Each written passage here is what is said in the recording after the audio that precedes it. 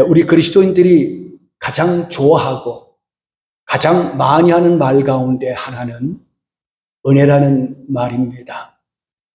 우리는 만나면 은혜 받으세요. 그리고 은혜 많이 받았습니다. 또 주님 앞에 나와서 기도할 때 주님 나에게 은혜를 주시옵소서라고 말을 입에 달고 삽니다. 그만큼 은혜가 귀한 것이기 때문입니다. 그런데 오늘 본문 고린도후서 6장 1절로 10절 말씀 가운데 1절에 보면 사도 바울은 말하기를 우리가 하나님과 함께 일하는 자로서 너희를 권하노니 하나님의 은혜를 헛되이 받지 말라고 했습니다. 여기서 말씀하신 받는다 하는 이 말은 영접한다, 수용한다 라는 그런 뜻을 가지고 있습니다. 따라서 하나님의 은혜를 받는다는 것은 하나님께 우리에 베푸신 호의를 받아들이고 그 사랑을 가슴 깊이 수용하는 것을 가리켜서 은혜를 받는다 하는 그런 말이 됩니다. 사도 바울이 이 말씀을 한 것은 당시 고린도 교회 안에 하나님의 은혜를 헛되이 받는 사람들이 있다는 것을 시사하고 있습니다. 또 지금도 교회 안에는 하나님의 은혜를 헛되이 받는 자들이 있다는 것을 암시하고 있습니다. 그래서 오늘 아침에는 이 하나님의 은혜를 헛되이 받는다는 이 말씀이 과연 무엇을 가르치는지를 함께 살펴보면서 과연 나는 은혜를 헛되이 받지 않는가? 나는 은혜 받은 자답게 부합한 삶을 살고 있는가를 한번 점검해보는 그런 시간을 갖고자 합니다. 여기서 하나님의 은혜를 헛되이 받지 말라고 한 이 말씀은 첫째로 하나님의 은혜를 경히 여기지 말라, 가볍게 여기지 말라 하는 그런 뜻을 가지고 있습니다. 본문 앞에 있는 5장 21절에 보면은 은혜가 무엇인가를 분명하게 말씀해 주고 있습니다. 하나님이 죄를 알지도 못하신 이를 우리를 대신하여 죄로 삼으신 것은 우리로 하여금 그 안에서 하나님의 의가 되게 하려 하심이라 했습니다. 은혜가 무엇입니까? 하나님이 우리에게 주신 은혜가 무엇입니까? 허물과 죄로 죽었던 우리를 살리시려고, 우리 영원한 생명을 주시려고 하나님의 죄를 알지 못하는 자기 아들을 우리를 위해서 십자가에 화목점을 넣어주심으로 그 은혜로 우리가 구원받았다는 것. 이게 은혜입니다. 은혜를 받았다는 말은 하나님의 사랑을 깨달았다는 말이에요. 이에 대해서 사도 요한은 요한복음 3장 16절에 이렇게 말합니다. 하나님이 세상을 이처럼 사랑하사 독생자를 주셔서 이는 저를 믿는 자마다 멸망치 않고 영생을 얻게 하려 하심이라. 이게 은혜란 말이에요. 로마서 5장 8절 사도 바울은 또 이렇게 말합니다. 우리가 아직 죄인이었을 때에 그리스도께서 우리를 위하여 죽으심으로 하나님께서 우리에 대한 자기의 사랑을 확정하셨느니라 했습니다. 우리를 위해서 자기 아들을 죽음에 내신 그 사랑, 그 은혜를 기쁨으로 감사함으로 받아들이는 것이 은혜를 받는 것이요, 이것이 은혜를 헛되이 받지 않는 것이라 하는 그런 말입니다. 그러나 이 하나님의 크신 사랑을 없이 여기고 가볍게 여기고 받아들이지 않는 사람은 어떻게 될까요? 그들께는 더 이상 구원의 여망이 없습니다. 사도 바울이 이 말씀을 전할 당시에 고린도 교회 안에는, 여러분, 사도 바울은 너무 훌륭한 사역자입니다. 진리에 해박한 지식을 가졌고요, 성령의 체험을 많이 한 사람입니다. 사도 바울이 수건을 던지면 그 수건 만진 병든 자가 나음을 받았습니다. 귀신이 떠나갑니다. 죽은 자가 살아납니다. 이렇게 능력받고 실력이 있는 사도 바울이 말씀을 전함에도 불구하고 하나님의 은혜를 받아들이지 못하고 하나님의 은혜를 헛되이 하는 사람들이 있었다는 것입니다. 그런데 문제는 지금도 교회 안에는 예배 참석을 합니다.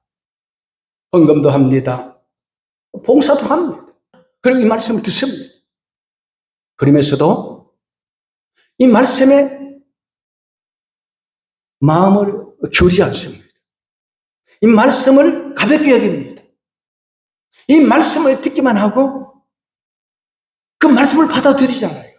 그냥 종교인으로 기독교가 괜찮으니까, 우리 부모가 목사니까, 장로니까, 권사니까 함께 나와서 예배를 드리지만 중심에 예수를 믿지 않는 사람이 있단 말이에요.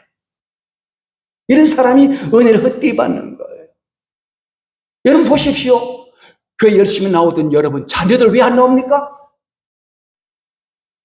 그들이 은혜를 헛되이 받았기 때문에, 그들 마음에 예수가 없기 때문에.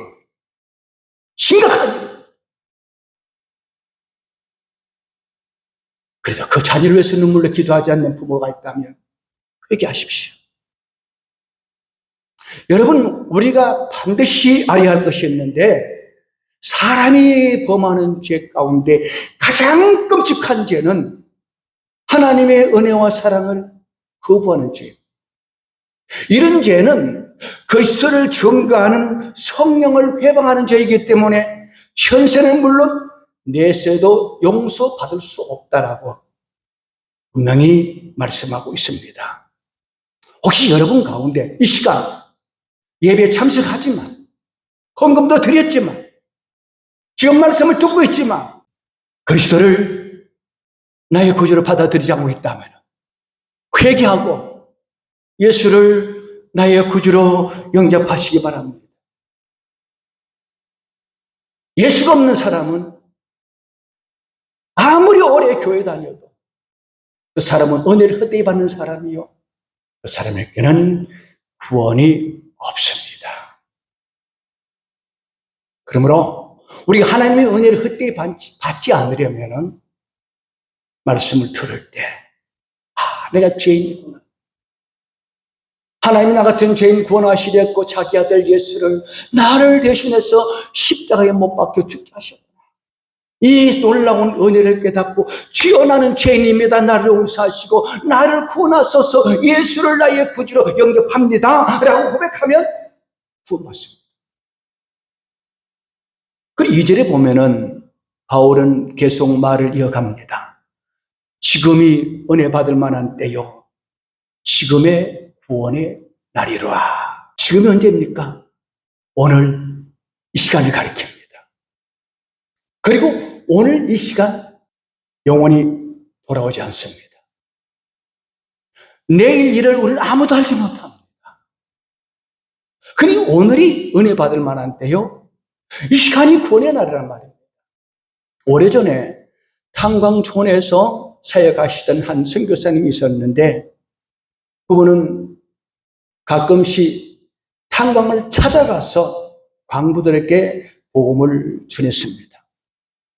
그날도 탄광을 찾아가서 지금 막장으로 내려가는 두 사람의 광부를 만나서 그리스도의 복음을 전했습니다. 여러분, 우린 죄인입니다. 하나님 우리를 사랑하셔서 우리를 구원하시려 그 아들 예수를 우리 죄를 대신 지시되 못 박혀 죽게 하셨습니다. 그분은 3일 만에 부활하셨어요. 이 예수를 믿으면 오늘 죽어도 구원받습니다. 그런데 그 두 사람의 한 사람은 예수를 영접합니다. 그런데 한 사람은 나 지금 바빠서요, 나중에 봅시다 하고 두 사람이 막장으로 내려갑니다. 선교사님이 이 탄광에서 발걸음을 돌려서 내려오는 순간 탄광이 매몰이 되었어요. 그 탄광 안에서 일하던 모든 광부들이 다 사망했습니다. 여러분, 어떤 일이 일어났을까요? 방금 선교사님의 복음을 듣고 예수를 영접한 그 사람은 곧바로 천국 갔을 것이고, 나중에 봅시다라고 한 그 사람은 안타깝지만 지옥 갔습니다. 그렇습니다. 내일 일은 물론이고 한 치 앞을 내다보지 못하는 것이 우리 인생입니다. 그러므로 오늘 이 시간, 지금이 은혜 받을 때요, 구원의 날입니다. 혹시 여러분들 가운데 그냥 교회는 다니지만 난 중심으로 예수를 믿고 있지 않다면은 이 시간 하나님 나는 죄인입니다. 나를 용서하시고 구원하여 주시라고 하면서 예수를 나의 구주로 영접하시기 바랍니다. 그리하면 우리는 영생을 얻게 됩니다. 그 다음에 하나님의 은혜를 헛되이 받지 말라 하는 이 말은 하나님의 은혜를 공허한 것으로 만들지 말라 하는 뜻을 가지고 있어요. 헛되다는 말이 뭐냐? 빌공짜 공허하다는 말이에요. 농부가 밭에 씨앗을 뿌렸는데 가을에 곡식을 거두러 가보니까 아무것도 없어요. 빈 땅이에요. 씨를 뿌린 흔적이 없단 말이에요. 마치 잎만 무성하고 열매 없는 무화과나무처럼 은혜를 받았다 하면서도 은혜 받은 열매가 없는 거예요. 이게 뭡니까? 공허한 것이고 은혜를 헛되이 받는다 하는 그런 말입니다. 사도 바울이 고린도서 15장 10절에서 한 말을 우리가 기억하면은 내게 주신 그의 은혜가 헛되지 아니하여라고 했습니다. 이 말은 바울 사도는 자신이 예수를 믿고 구원받은 그 은혜를 헛되하지 않게 하기 위하여 뭘 했다고요? 합당한 열매를 맺었다 하는 거예요.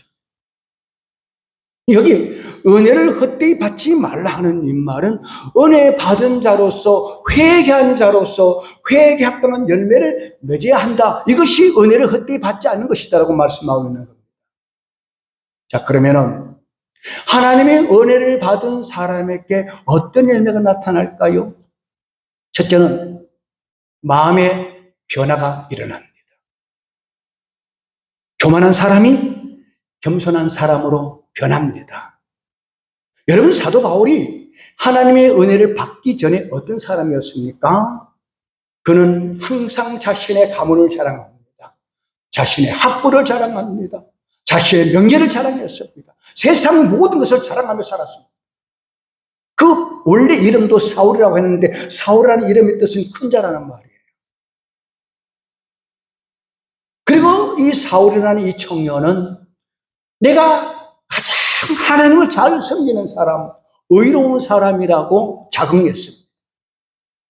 예수 믿는 성도들은 이 지구에서 사라져야 될 죄인이라고 생각하면서 예수를 잡아 핍박하는데 앞장섰던 사람이 아닙니까?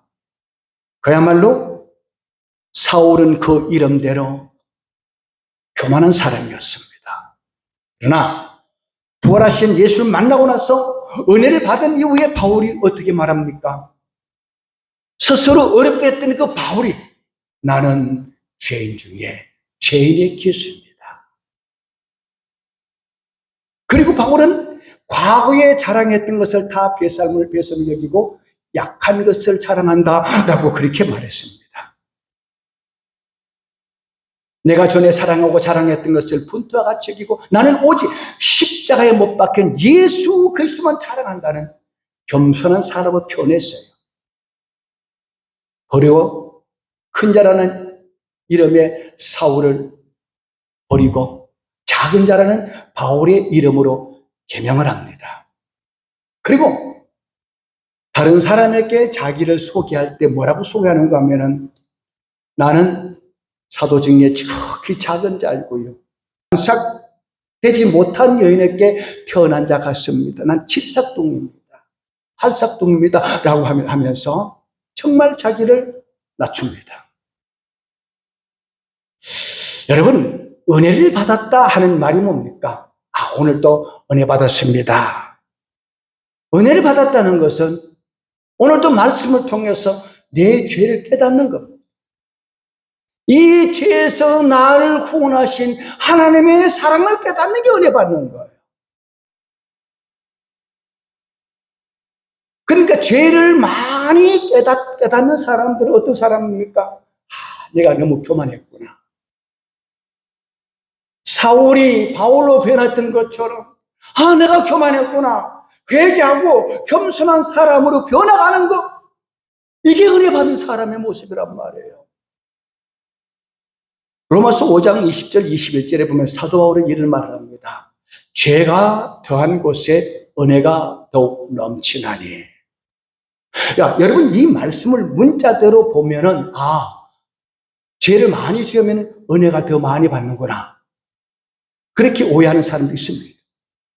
그러나 이 말씀은 죄를 많이 지으면 은혜를 많이 받는다는 말이 아니고, 죄를 많이 깨달을수록 은혜를 더 많이 받게 된다는 그런 말이에요. 내 죄가 크다는 것을 알 때 하나님의 사랑을 더 깊이 깨닫게 되고,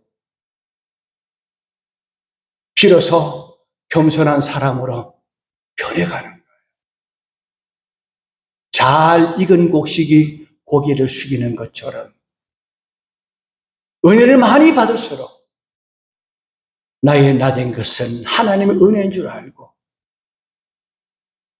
과거에 다른 사람을 비난하고 정죄했던 입술로 다른 사람의 말을 좋게 하고, 오히려 자기를 낮추는 겸손한 마음을 가지게 되는 것, 이게 은혜 받은 좋은 거예요.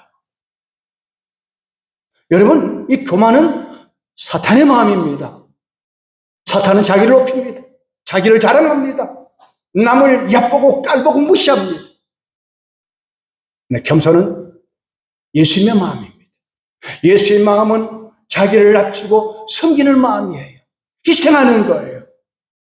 그러므로 겸손하신 예수님을 마음에 모시고 사는 사람이라면, 이 하나님의 크신 은혜를 깨달은 사람이라면 겸손해야 되잖아요.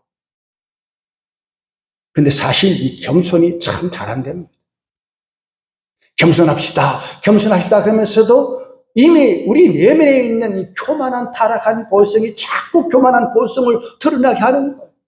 기도할 때마다 하나님, 나는 교만한 사람입니다.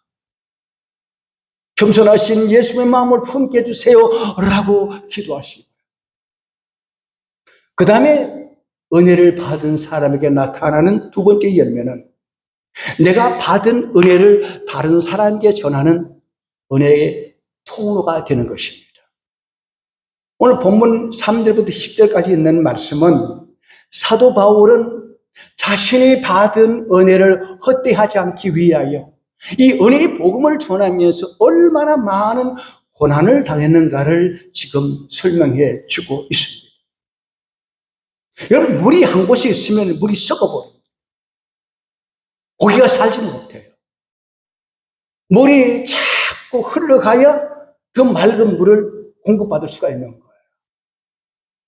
마찬가지로 은혜를 받고 그 은혜를 마음속에 담아두면은 그 은혜는 다 소멸되어 버리고 아무런 열매를 맺지 못하는,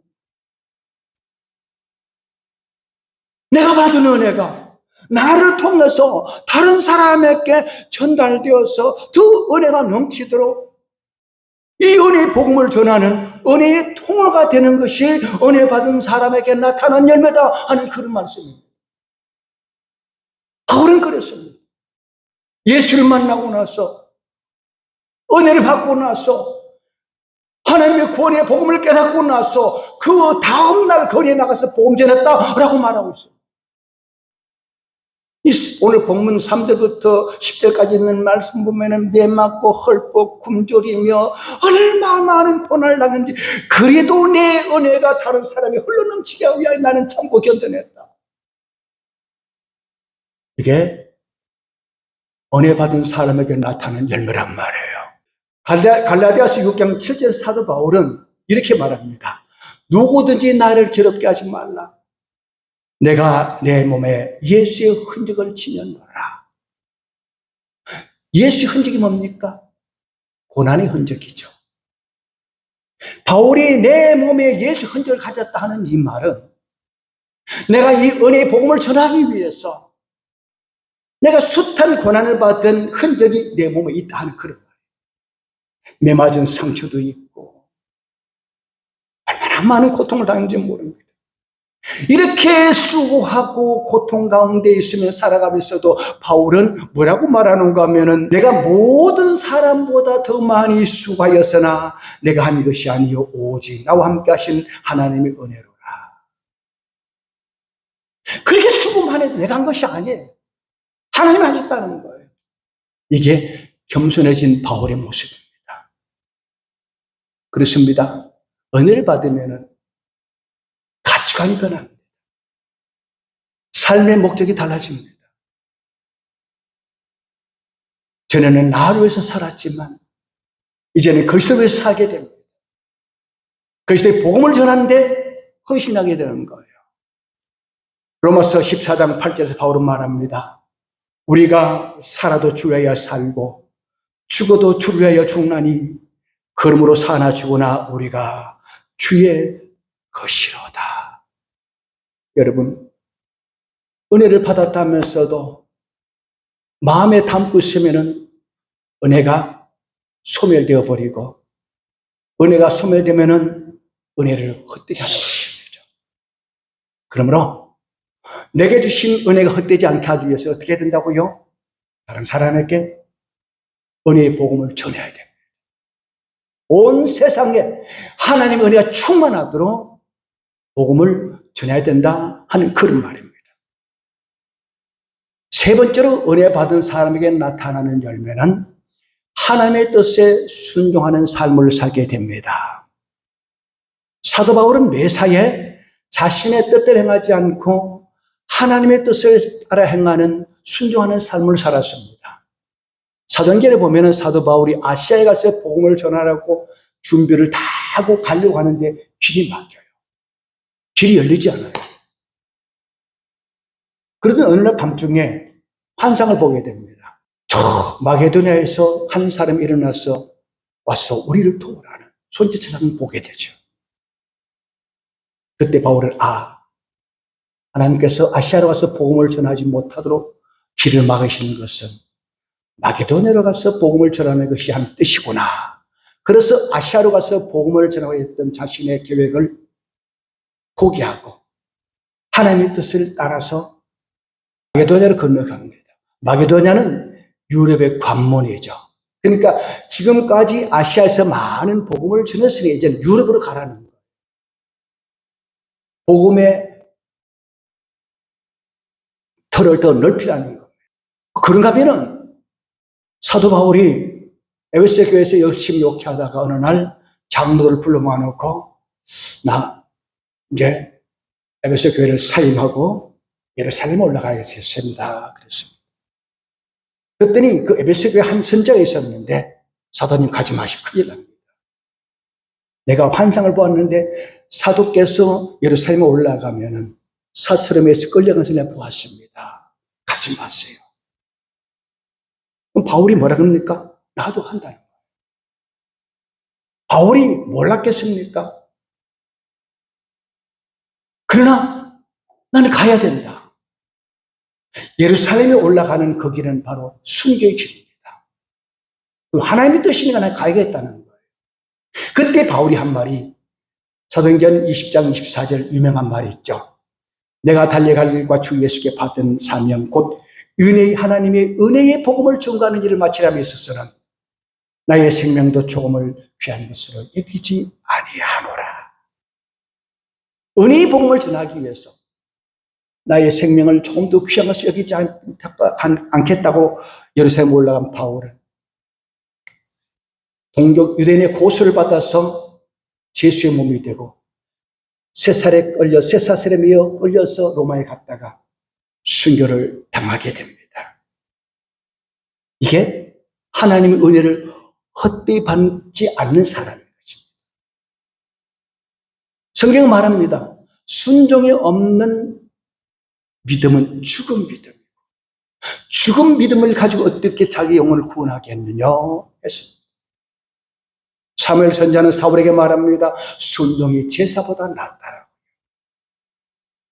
여러분, 주님을 알지 못했을 때에, 은혜 받지 못했을 때에 세상 풍조를 따라서 내 욕심을 따라서 내 소견에 따라 살았던 삶을 버리고 주의 뜻을 알기를 힘쓰고 그 뜻을 따라 순종하는 삶을 살아가는 은혜의 열매를 나타내는 그런 저와 여러분 되시기를 주의 이름으로 축복합니다.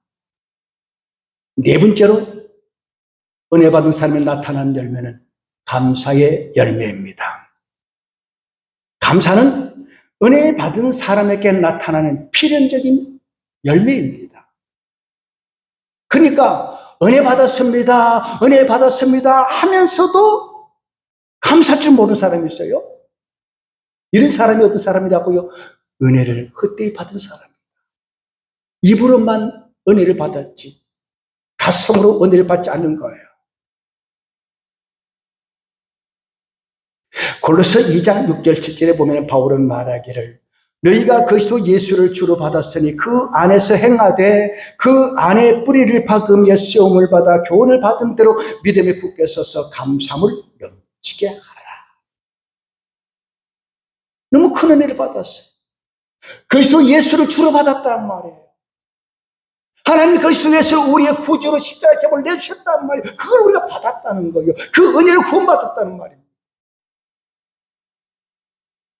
어찌 감사하지 않을 수가 있습니까? 하나님의 은혜를 받은 사람은 감사할 수밖에 없는 거죠. 여러분 마리아를 보시기 바랍니다. 마리아는 예수님께서 내 죄를 대신 지시고 십자가에 못 박혀 죽으시다는 사실을 알았습니다. 그래서 주님이 못 박히기 전에 그 은혜를 보상하기 위해서, 감사하기 위해서 자신의 전 재산인 값비싼 나드 향유 한 옥합을 깨뜨려서 예수님 머리에 붓고 머리털로 발을 씻겼습니다. 여자가 머리털로 발을 씻겼다는 말은 자기 전 인격을 바쳐서 하나님 앞에 헌신했다는 말이에요. 근데 그 자리에서 하나님의 은혜를, 예수님의 사랑을 깨닫지 못하고 은혜를 받지 못한 사람도 수군됩니다. 야, 저거 팔면은 200데나리온이 넘는데 왜 값비싼 향유를 낭비하느냐고. 은혜 받지 못한 사람이 보기에는 교회 나와서 헌금하고 봉사하고 열심히 기도하고 전도하며 헌신하는 것을 시간 낭비와 재물 낭비라고 그렇게 비웃습니다. 그런데 마리아는 그 비난 소리를 들으면서 개의치 않습니다. 누가 뭐라든지 나는 은혜 받았으니까 나는 당연히 감사해야 된다. 그러면서 여전히 머리털로 주님의 발을 씻겼다라고 했습니다. 예수님께서 이 마리아를 향하여 뭐라고 말씀하십니까? 이 여자가 내 몸에 이 향유를 부은 것은 내 장례를 위하여 함이니라. 내가 진실로 너에게 이르노니 온 찬에 어디서든지 이 복음이 전파되는 곳에는 이 여자가 행한 일도 말하여 그를 기억하라. 오늘 또 제가 여러분에게 이 여인의 이야기 하지 않습니까? 너무나 아름다운 감사요 헌신이기 때문에. 자, 이제 말씀을 정리하면서 우리 자신을 오늘 이 말씀에 비추어서 한번 돌아보시기 바랍니다. 여러분은 하나님의 은혜를 받은 열매가 나타나고 있습니까?